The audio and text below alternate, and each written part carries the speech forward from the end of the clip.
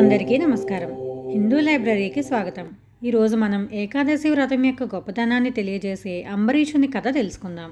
అంబరీషుడు ఇక్ష్వాకు వంశానికి చెందిన రాజు. ఈయన నాభాగుని కుమారుడు, మహావిష్ణు భక్తుడు. గృహస్థాశ్రమంలో ఉంటూనే భక్తితో భగవంతుణ్ణి ఎలా చేరుకోవాలో చెప్పడానికి ఉదాహరణే ఈయన కథ మనకు భాగవతంలో, స్కాంద పురాణంలో కనిపిస్తుంది.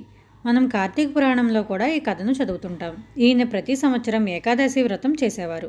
దశమి రోజు రాత్రి తేలిగ్గా ఫలహారం చేసి ఏకాదశి రోజు పూర్తిగా ఉపవాసం ఉండి ఆ శ్రీహరిని పూజించి ఆయన నామస్మరణలో గడుపుతూ బ్రహ్మచర్యం పాటిస్తూ మరునాడు అంటే ద్వాదశి రోజు ఉదయాన్నే స్నానం చేసి అన్న సమారాధన చేసి ద్వాదశి గడియలు వెళ్ళిపోకముందే భోజనం పూర్తి చేసేవారు. దీనితో ఏకాదశి వ్రతం పూర్తయ్యేది. ఒకసారి ఇదే విధంగా నియమనిష్టలతో ఏకాదశి వ్రతం చేశాడు అంబరీషుడు. ద్వాదశి రోజు ఉదయాన్నే పూజ చేసుకుని అన్న సమారాధన చేసి తాను కూడా ద్వాదశి గడియలు వెళ్ళకముందే భోజనం చేద్దామని కూర్చున్నాడు. ఇంతలో అక్కడికి దుర్వాస మహాముని వచ్చారు. ఆయన్ని చూసిన అంబరీషుడు సంతోషించి, నా అదృష్టం కొలది మీరు ఈరోజు వచ్చారు. నా ఆతిథ్యాన్ని స్వీకరించండి. మీరు భోజనం చేసిన తర్వాత అప్పుడు నేను చేస్తాను అని అన్నాడు. అప్పుడు దుర్వాస మహర్షి సంతోషించి, నేను అనుష్ఠానం పూర్తి చేసుకువస్తాను అని చెప్పి నదీ స్నానానికి వెళ్ళారు. కానీ అక్కడికి వెళ్ళిన తర్వాత ఆయన ధ్యానంలో నిమగ్నమై సమయం పట్టించుకోలేదు. ఇంతలో ద్వాదశి గడియలు ముగియబోతున్నాయి. అంబరీషునికి ఏం చేయాలో అర్థం కాలేదు. ద్వాదశి గడియలు ముగిసే వరకు పారణ చేయకపోతే వ్రతాన్ని ఉల్లంఘించినట్లు, అలాగని అతిథి రాకుండా భోజనం చేస్తే అతిథిని అవమానించినట్లు. ఏం చేయాలో అర్థం కాలేదు. అక్కడున్న పండితులను పరిష్కారం అడగగా, మహారాజా, అతిథులను పిలిచి వారికి భోజనం పెట్టకుండా భోజనం చేస్తే అది గృహస్థుకు దోషమవుతుంది. అలాగని ద్వాదశి గడియలు దాటిపోతే వ్రతభంగం అవుతుంది. కాబట్టి కొద్దిగా జలాన్ని స్వీకరించు. నీటిని తాగడం వల్ల దోషమేమీ రాదు అని చెప్పారు. వారు చెప్పినట్లే అతను కొద్దిగా జలాన్ని స్వీకరించి మహర్షి కోసం ఎదురు చూడసాగారు. ఇంతలో దుర్వాస మహర్షి రానే వచ్చారు.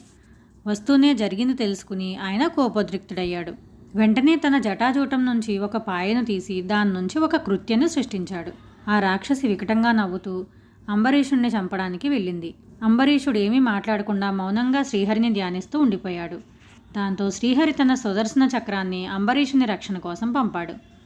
ఆ సుదర్శన చక్రం ఆ కృత్యను సంహరించి దుర్వాసుని వెంటపడింది. సుదర్శన చక్రాన్ని చూడగానే దుర్వాసుడు పరిగెత్తడం మొదలుపెట్టాడు. ఎక్కడికి వెళ్ళినా సరే విడిచిపెట్టకుండా అది వెంట పడుతూనే ఉంది. ఎందుకంటే పారిపోయేవాడని సుదర్శన చక్రం చంపదు. అతను ఆగి ఎదురు తిరిగితే చంపడం కోసమని సుదర్శన చక్రం అలా వెళ్తూనే ఉంది. సముద్రంలోకి వెళ్ళినా, ఆకాశంలోకి వెళ్ళినా, ఎక్కడికి వెళ్ళినా సరే వదిలిపెట్టలేదు.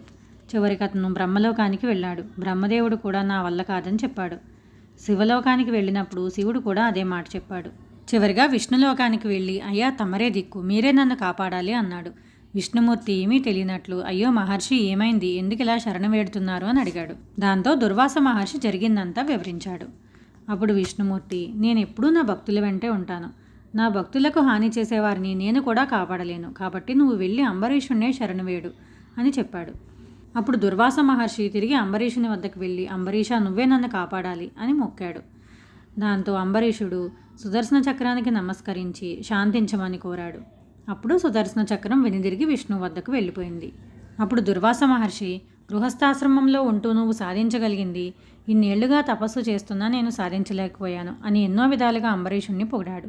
అప్పుడు అంబరీషుడు, మీరు భోజనం చేస్తే కానీ నేను చేయకూడదని ఎదురు చూస్తున్నాను, మీరు భోజనం చేయండి అని చెప్పి ఆయనకు తృప్తిగా వడ్డించి ఆయన భోంచేసిన తర్వాత తను కూడా భోంచేసి వ్రతాన్ని పూర్తి చేశారు.